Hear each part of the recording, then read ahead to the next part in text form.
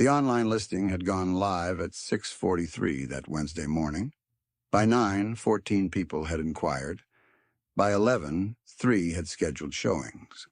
The photographs were good, whoever took them, and they had been taken in summer, when the old oak along the south fence line still had its leaves, and the hay stubble caught the morning light in a way that made the property look less like work and more like a dream somebody else had already lived. 412 acres in Greer County, Oklahoma. Original farmhouse built in 1941. A newer barn, 1987. A hay storage shed. A stock pond ringed with cottonwoods. A windmill that still turned. The asking price was $840,000. The woman selling it was named Patricia Goff, according to the listing. She was 81 years old, and she had no idea. Nolan Doss pulled the truck off the gravel road just past the property entrance and sat for a moment with the engine idling. The morning was cold and damp, the kind of mid-November that settles into a person's joints and stays. Greer County in November looked like the land itself had gotten tired, the red clay gone gray under frost, the grass bleached down to straw, the sky the particular color of sheet metal that meant more cold coming and no apology for it. Coda sat in the passenger seat with his snout resting on the window ledge, watching the gate, his big saddle-coated body utterly still except for the slow movement of his ribs. He was 4 years old, going on 5, with the tan and black coat and the square working line build of a dog who had been bred for purpose and had found it. His ears were always forward. He did not miss much. Nolan had been on the road since April. Before that, Beaumont. Before that, a logging camp outside Lufkin where he had worked 3 months, cutting and stacking. Before that, a period he did not think about in any organized way. Just a general direction. West, and then north, and then east again. The truck reliable, and the dog uncomplaining, and the motel rooms all identical enough to confirm that nowhere was anywhere in particular. He had not planned to be here. He had been traveling through Elk City the night before, looking for a motel with a working ice machine and a room that would take dogs, when a notification had come through on his phone from a property alert he had set up months ago for this county at the request of someone he had not spoken to in 11 years. He had not answered that particular request. He had sat with it. And then he had kept moving, the way he always did, the way he had learned to do so well that it had started to feel like a skill rather than a failure.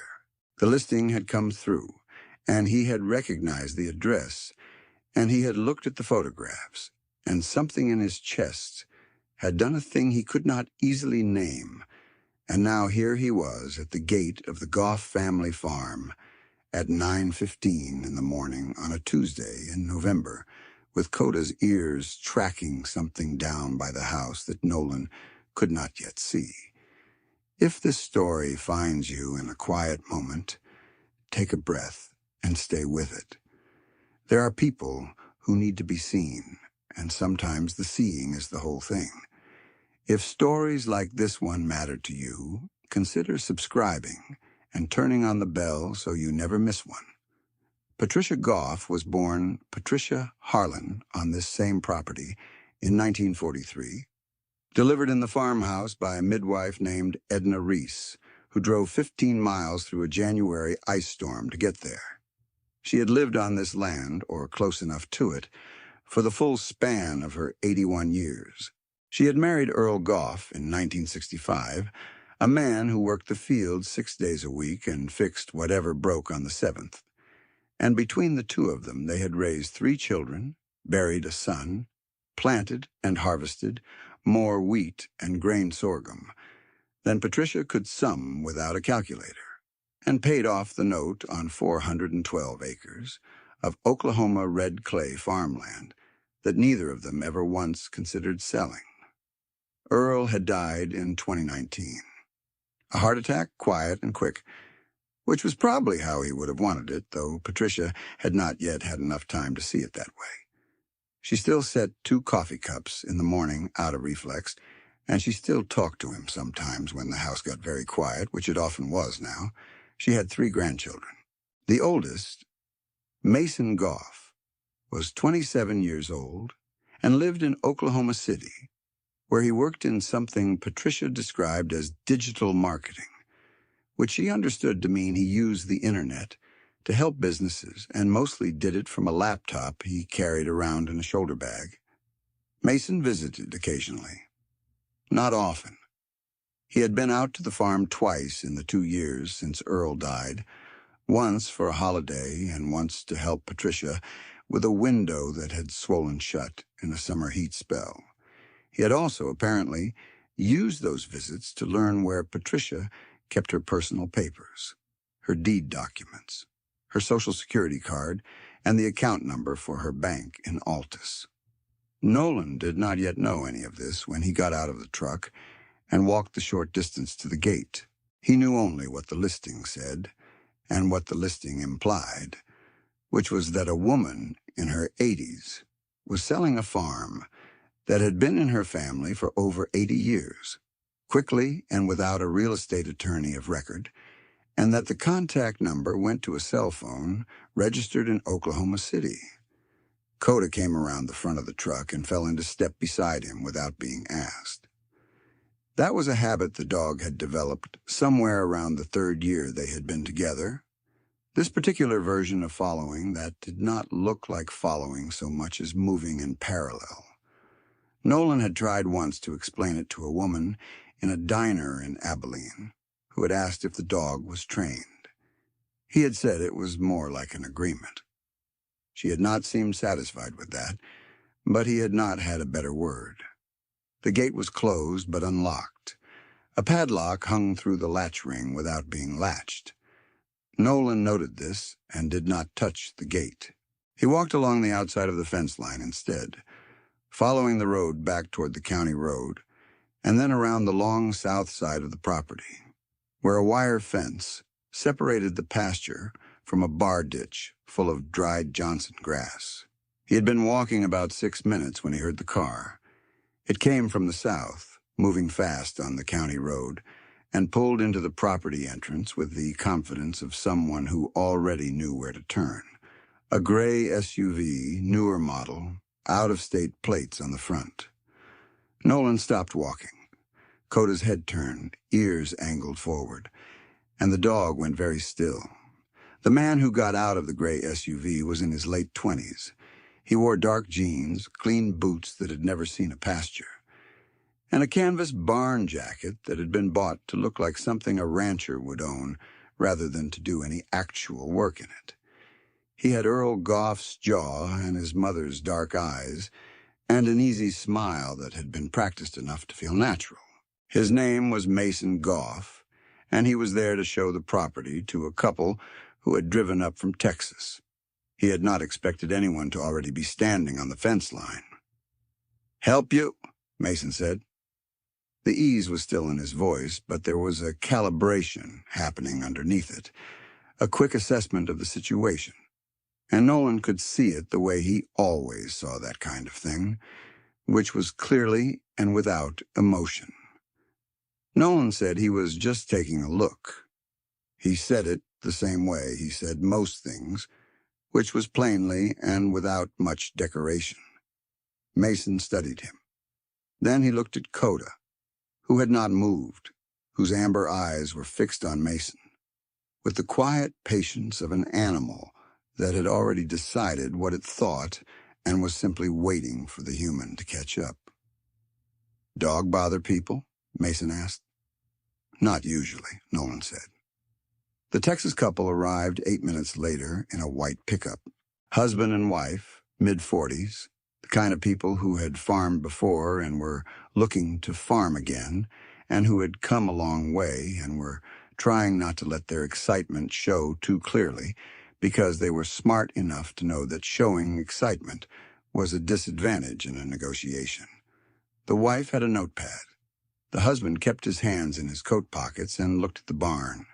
Mason walked them around the property for 22 minutes. Nolan watched from a reasonable distance, with Coda beside him. And he listened. Not to everything. There was too much wind for that. But to enough. He heard Mason tell the couple that his grandmother had decided the farm was too much to manage alone. He heard the word downsizing. He heard Mason say the price was firm because there was already strong interest, which was true because Nolan had seen the inquiry count on the listing. He heard Mason say the deed would transfer clean, which was the word that settled into Nolan's chest, and stayed there. He had already called Terry Balk before the showing was over.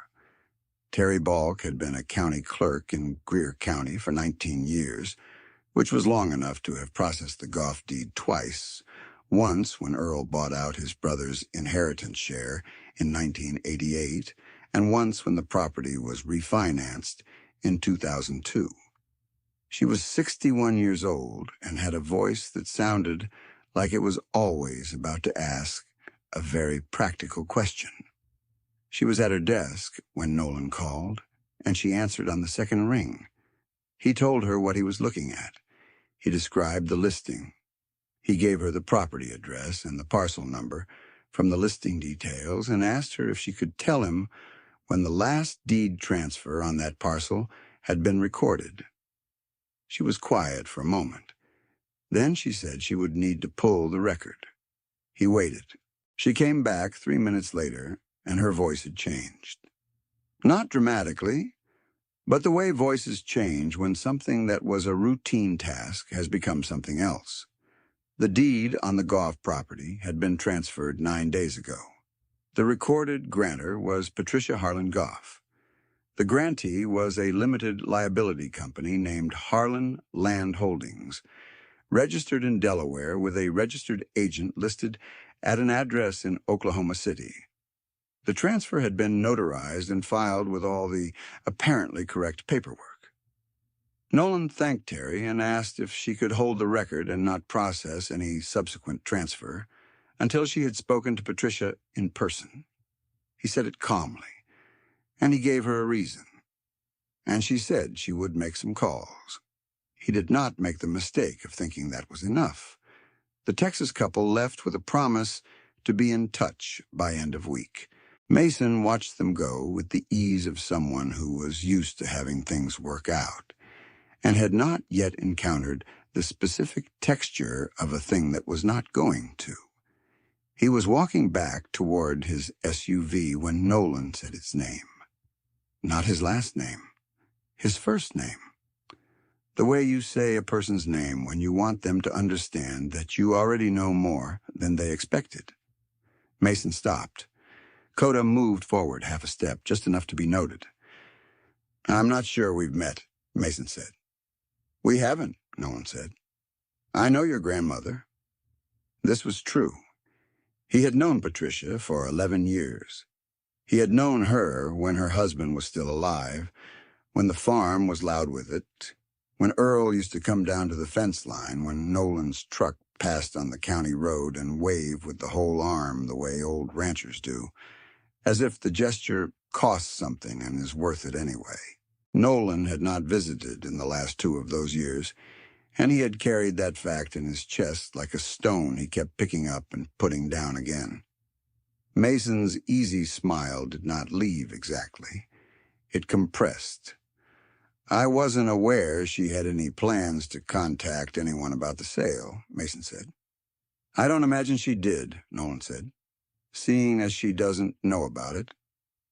The word that came out of Mason's mouth at that point was not a polished word. It was a very plain word that meant he was no longer performing ease. Coda's ears went back slightly, not in fear, in attention, the way the dog listened when the pitch of a conversation changed. Nolan had been in a lot of situations over the years where the other person was deciding how committed they were to the path they were already on. He had learned not to fill those silences. He waited. Mason said that the transfer was legal and that Patricia had signed everything herself, which was technically possible and might even have been true, in the sense that her signature was on the documents. It was the rest of the context that made a signature something other than consent. Nolan asked if Patricia had an attorney present when she signed. Mason did not answer that. Nolan asked if Mason had explained to Patricia that the transfer was to a limited liability company in which Mason himself was, he believed, the sole member. Mason said this was a family decision and that it was not really any business of a stranger standing in a pasture. Nolan said that was probably true. He said he was going to go visit Patricia now, and he hoped Mason might consider not making any further arrangements with interested buyers until his grandmother had spoken with someone of her choosing who could explain what had been filed in her name 9 days ago. He said it the way he said everything, without much decoration. Mason got in his SUV and drove away, going south, faster than was probably safe for the county road. Nolan stood with Coda in the cold pasture and watched the gray vehicle until it disappeared into the tree line, and then he walked back to his truck and drove the 3 miles to the house where Patricia had lived for 81 years. She answered the door in a house dress and slippers and a cardigan, the color of pine bark, and when she saw him, she put both hands flat on her cheeks, the way a person does when something is more than they had room for. She was 4 feet 11 inches tall and had white hair cut practical and short and eyes that were still quick despite the rest of her. And she said Nolan Doss, and then she said good Lord about 4 times in a row, and then she let him in. Coda came in behind him and sat down in the entryway with his big tan head lowered respectfully, which was something the dog had arrived at on his own over the years. Patricia looked at him for a moment and then put her hand on the flat of his skull, and Coda stayed still and let her. "I didn't know you were back this way," she said. "I'm not exactly," he said. "I was passing through." She made coffee, and they sat at the kitchen table, the same kitchen table he had sat at 11 years before, with Earl across from him and a plate of biscuits between them. The kitchen was clean and orderly, in the way of a person who had kept order for 60 years because it cost nothing and made the days work better. A dish towel folded over the oven handle, a ceramic rooster on the windowsill that had been there since the 70s. An Oklahoma Farm Bureau calendar on the wall with several dates circled in red pen that he did not ask about. There were 2 coffee cups on the counter. She poured into both of them, and then she noticed what she had done, and she paused for just a moment before she set 1 cup aside and brought the other to the table. She did it without comment. The pause was there, and Nolan saw it, and he chose not to fill the space that came after it. He asked about her health, and she told him the bones in her right hand, the knee that had been replaced 2 winters ago and still made its opinions known in cold weather, the doctor appointments that were too far away, and the driving that had become a thing she was managing with what she called reorganized logistics. He asked about her children, and she told him that too, the ones in Tulsa. Her daughter's youngest, who had started college that fall. She asked about his, and he said he was still just moving, and she received that without judgment and without pressing. Then he asked her about the property. Her face changed. Not into alarm, not right away, into something more like the expression a person wears when a sound in the house at night turns out to be what they had been afraid it might be. She said Mason had come out in September. She said he had told her that Earl's estate had some unresolved tax issues, which was not something she had been told before, and that she needed to sign some documents to protect the property from a potential lien. She said she had asked about an attorney, and Mason had said there was no time, which had felt wrong to her even then, but which she had accepted because Mason was her grandson, and she was tired, and the days since Earl had been harder than she had expected. and she had wanted to trust someone. She said she had not been told she was signing over the deed. She said she had not been told that a company had been formed. She had not known about the listing until Nolan sat down across from her at her kitchen table and told her about it. And the color that came up in her face when he did was not distress so much as a very old, very particular kind of anger. The kind that comes from love that has been used as a tool. Nolan stayed at the Goff farm for 9 days. He had not planned to. He had planned to make the call to Terry and the visit to Patricia, and then figure out what the situation actually was and whether it required anything more than pointing the right people in the right direction, which was the deal he had made with himself. He was not going to stay. He did not stay places anymore. He had not stayed anywhere longer than 3 weeks since before his second deployment, and that was over a decade ago. And he had come to understand that forward motion was the only version of himself he still reliably knew how to be. The day he arrived, he found 3 fence posts on the south pasture that had been knocked over and not replaced, which was not a thing Earl Goff would ever have let sit. And there was a place on the barn roof that had been patched with tar paper and not shingles, which would not survive the winter. And the stock pond's outlet pipe had been partially blocked by silt buildup and was about to cause problems for the pasture on the low side. These were not small things. They were the kind of things that a farm absorbed for a year or two before they became the kind of things a farm could not recover from. He fixed the fence posts the first afternoon. Coda sat in the dried grass and watched him work with the relaxed attentiveness of a dog who understood that work was happening and did not feel the need to comment. Patricia brought him a sandwich at noon and stood at the fence line with her hands folded and watched the posts go in the ground and did not say anything for a while. And then she said that Earl would have liked him. She said it simply, as if reporting a fact. That hit Nolan harder than he expected. Terry called him back the second day. She had spoken to the district attorney's office, and she had also called a woman named Deanna Polk, who was the senior attorney at Legal Aid of Western Oklahoma, and who Terry had worked with before. Deanna had reviewed the transfer documents that Terry sent over, and her opinion, shared with the caution of someone who was not yet ready to commit a word like fraud to a conversation, was that the circumstances of the signing were, at minimum, worth examining very carefully. Deanna drove out from Altus the following Monday. She was 44 years old and looked like she had driven straight from 3 other appointments, which she probably had, with close-cut dark hair that had the beginning of silver at one temple, and the kind of settled confidence that comes from doing difficult things for a long time, in places where resources are scarce.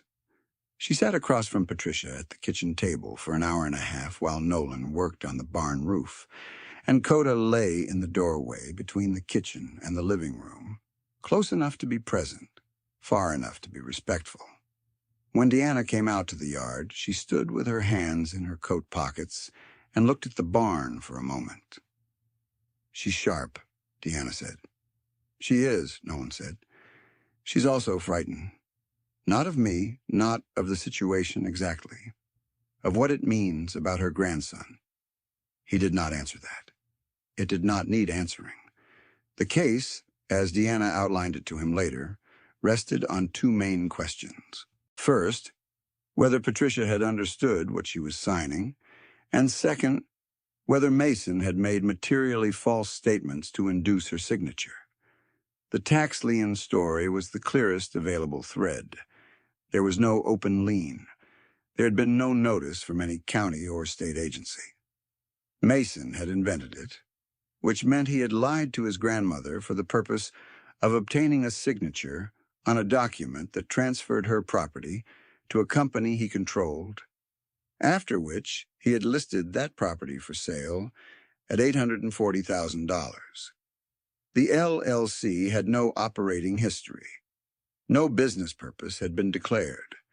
The transfer price was listed in the deed as $1, which was legal, but which, in context, said something about what Mason had been hoping would happen before anyone noticed. What Mason had not anticipated was the property alert notification reaching someone who recognized the address. Deanna filed a petition to void the transfer on the 9th day, citing undue influence and lack of informed consent. She filed it in the county district court, where a Judge Terry had served under for 12 years as a courtroom clerk, signed an order temporarily blocking any further transfer or encumbrance of the property pending hearing. The Texas couple's offer, which had come in at $815,000, was notified that the property was subject to legal proceedings and withdrew. Mason hired an attorney from Oklahoma City who sent a letter arguing that the transfer had been fully voluntary and duly documented, and who cited the notarization and the signed deed and the LLC registration, all of which were real. What the letter did not address was the tax lien story, which Deanna had found 2 witnesses to, Patricia herself and a neighbor named Ruth Hale, who had been visiting the afternoon Mason arrived with his documents and had heard the conversation from the hallway. Ruth had not known what she was hearing at the time, but she remembered it precisely, because she was 78 years old and had an excellent memory, and had thought at the time that the whole interaction felt off in a way she could not then name. Ruth Hale was also the person who had called Nolan's cell phone 11 years ago, when Earl was having his 2nd hip replacement, and Patricia had been alone on the property for 2 weeks in January, and had asked if Nolan happened to be anywhere nearby. He had been in Wichita Falls. That was 312 miles, and he had driven it in 4.5 hours and spent 5 days at the Goff farm, helping Patricia with the stock and the feeding and the daily management of a 400-acre operation that 2 people ran easily and 1 person could not. He had not told anyone he was going. He had simply gone. Then he had kept moving because that was what he did. He did not know until he sat with Patricia in her kitchen on the 5th day of this particular stay that Ruth had called him again 6 months after Earl died. He had been in Albuquerque. He had looked at the notification, her name on the screen, and he had thought that he would call back when he had more to offer, and then he had not called. Patricia told him about the call without accusation. She told it the way she told everything, which was plainly and without theater. The plainness of it was its own kind of weight, and Nolan sat with it and did not try to make it lighter. "I could have come back sooner," he said. She poured more coffee into his cup and said that he was here now. That simple sentence sat in the room for a long moment. Coda, who had been lying under the table, put his chin on Nolan's boot. The hearing before the district court judge was scheduled for a Thursday, 3 weeks after Deanna's petition. By then, Nolan had fixed the barn roof, reset the south fence posts, cleared the outlet pipe at the stock pond, and replaced a section of gutter on the north side of the farmhouse that had pulled away from the fascia and was directing water toward the foundation.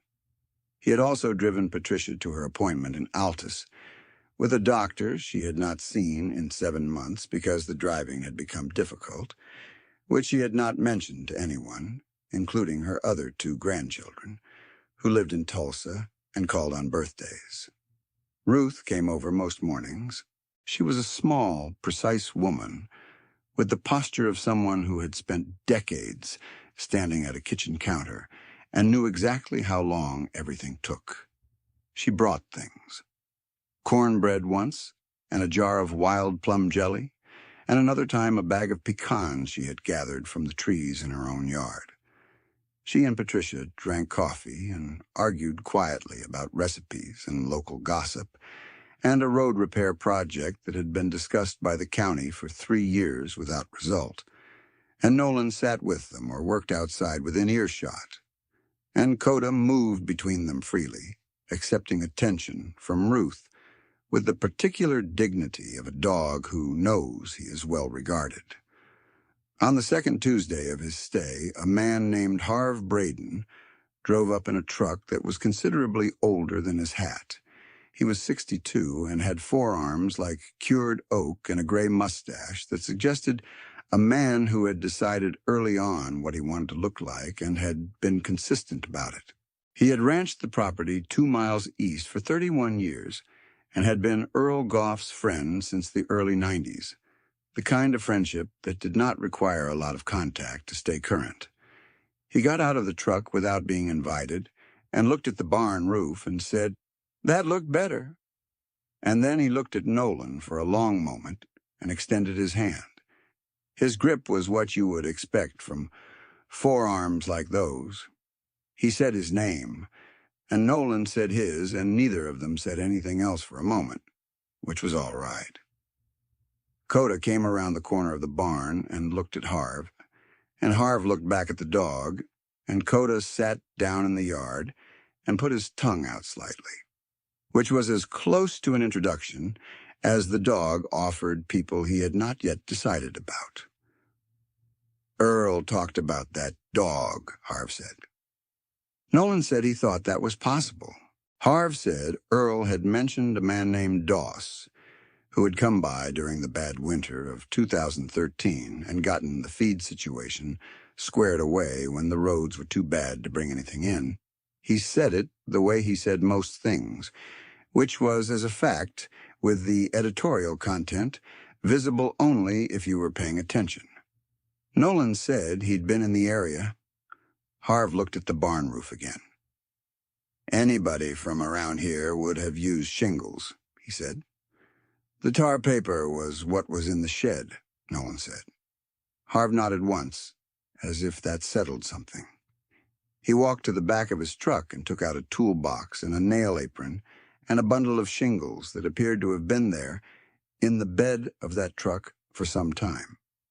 They worked together without much conversation for most of that day, which was the most comfortable Nolan had been in longer than he wanted to calculate. There was a rhythm to working alongside someone who knew what he was doing, a kind of communication that happened through the passing of tools and the reading of how the other man moved and where he was looking next. And Nolan had not had that in a while. He had not realized he had missed it. The day before the hearing, a woman from the local paper, which was based in Mangum and covered 3 counties with a staff of 4, drove out to ask Patricia if she would speak with her. Her name was Cecily Waugh, and she was 31 years old and had the focused alertness of someone who understood that her beat was small and her stories might be the only ones certain people ever got. Patricia spoke to her for 40 minutes on the front porch while Nolan stayed in the barn. What Patricia told her was the same thing Patricia had told Deanna, in the same plain way. The story ran in the paper 2 days later and was picked up by a wire service the day after that. The hearing itself lasted most of a morning. The judge was a woman in her late 50s who listened to both sides without appearing to rush or to be bored, which, in Nolan's experience of institutional proceedings, was a better sign than most. She had a way of turning her pen over in her fingers while witnesses testified slowly, without looking at the pen, that suggested she was processing everything and had plenty of room for it. Deanna was careful and specific. She walked through the timeline. The signing in September. The LLC registration, dated 5 days before the signing. The listing, which went live 7 weeks after the deed was filed. The asking price versus the $1 transfer price recorded in the county record. She did not editorialize. She did not need to. Patricia, who sat in the courtroom in a gray dress she had pressed herself that morning, answered questions in the plain way she answered everything. She said she had signed because Mason told her it was necessary. She said she did not know what a limited liability company was and had not been explained. She said when she asked questions, Mason had said it was complicated and that there was not time to go into it all, which in retrospect was the part of the whole thing she found hardest to forgive, that her asking had been treated as inconvenient. Ruth testified about what she had heard in the hallway, and the fact of the invented tax lien sat in the room like something that could not be made smaller by the intelligence of any attorney. Mason's attorney argued what he had to argue. The notarization was valid. The signature was genuine. His client had been acting in his grandmother's best interest by establishing a vehicle that would simplify the estate management. The price was nominal because it was an intra-family transfer. He said the word family 3 times in the space of 2 minutes. The judge listened to all of it. She turned her pen over twice while he was speaking. When he finished, she asked a question. She asked whether Mason had informed Patricia that the company was under his sole control. There was a silence. She asked whether Patricia had been told the property would be listed for sale. Another silence. Mason's attorney looked at his notes, which did not contain what he was hoping to find there. She asked whether there was any evidence that a tax lien had in fact existed or been threatened at the time of the signing. There was not. The order voiding the transfer was entered the same afternoon, and Deanna drove Patricia home because Nolan had taken her truck into the mechanic in Mangum for an oil change that was 4,000 miles past due, which was a practical thing that needed doing and which he had arranged to need doing on this particular day for reasons he did not explain to anyone. Nolan was sitting on the fence rail along the south pasture when Patricia came out to tell him. Coda was in the pasture chasing a field mouse with elaborate and fully committed effort, knowing perfectly well that he was not going to catch it, and apparently finding the process worthwhile regardless. Patricia stood beside the fence and looked at her land. 412 acres of red clay and winter grass and stubble and sky, and a stock pond ringed with cottonwoods that Earl had planted in 1974, and a windmill turning in the November wind, and the old oak along the south fence line that had gone bare now. Just its architecture left, its bones against the gray. He's going to have to live with it, Patricia said. She was not talking to Nolan so much as to the land, or to Earl, or to herself. That's consequence enough for me. Nolan did not try to tell her whether it was or wasn't. It was hers to decide. He stayed 3 more days after the hearing, finishing a repair to the water heater line that had been installed incorrectly sometime in the 90s and had been losing efficiency steadily ever since. Harve Braden came back on the second of those days with a load of hay bales in the back of his old truck and stacked them in the barn without being asked. Ruth brought soup. The 3 of them ate together at the kitchen table with Coda under the table, and the wood stove going, and outside the first real winter weather of the season came in from the northwest. Just cold rain now, but with the pressure reading and the sky color that meant snow by morning. On the evening of the last day, Nolan sat with Patricia in the living room while Coda lay in front of the stove. The room smelled of wood smoke and coffee and the faint old house smell of decades of weather and cooking and family and repair, the smell of a place that had been lived in without apology. Photographs on the walls, Earl in his younger years, the farm at various seasons, children and grandchildren, some of those faces still uncomplicated in their looking, and others carrying things now that had not been there when the picture was taken. Patricia said she had spoken to her younger daughter in Tulsa that afternoon, and her daughter was planning to come up at Christmas. She said the other grandchildren had called after the wire service story ran, which she noted without bitterness, but without softening it either. She said she was going to have to think about what she wanted things to look like going forward. Not because she couldn't manage, she made that clear, but because she was starting to understand that managing alone had become a different thing than it once was, and that understanding it and admitting it were not the same as defeat. Nolan said that was probably true. She asked him where he was going next. He said he wasn't sure. She looked at him for a moment the way she looked at things she was deciding about. "You could winter here," she said. "There's the equipment shed. Has a room off the back where Earl used to sleep during planting season. Heat works fine. Coda can have the barn if he wants it, though knowing him, he'll just come inside anyway." He didn't answer right away. Outside, the first snow was beginning to come down, just a dusting, the way it started before it committed. Coda lifted his head from the floor in front of the stove and looked at Nolan with the particular expression he sometimes had. Not asking, not demanding, something closer to waiting. The ears were forward. The amber eyes were steady. Nolan looked at the dog and then out the window at the snow beginning to come down on the land, and then back at Patricia, who was watching him with the same patience she brought to everything. He said he thought he might stay through the winter. She nodded as if that was already decided, and reached over and turned up the wood stove, and the room got a little warmer, and outside the snow kept coming, settling quiet, and even over the 412 acres that had belonged to the Goff family for 3 generations and would go on belonging to them. There is a particular kind of theft that does not announce itself loudly. It arrives with paperwork and patience and a face you already love, and it does its work in the ordinary moments, at a kitchen table, over a document that means something it was not explained to mean.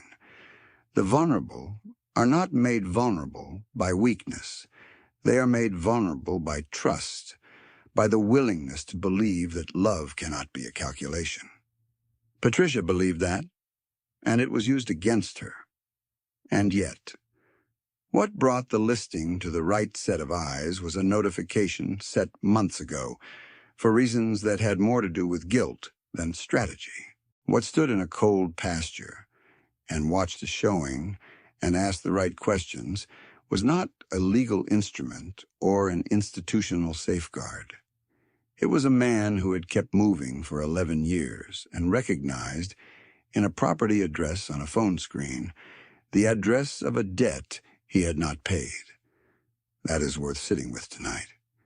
The idea that the moment we decide to show up, even late, even imperfectly, may be the exact moment someone needed us to. Not because we were ready, not because we had a plan, because we finally stopped moving long enough to be somewhere. May that be true for each of you tonight, in whatever direction your showing up needs to go. May you find the courage to be somewhere, even when the easiest thing is to keep moving. May God bless you and protect your family.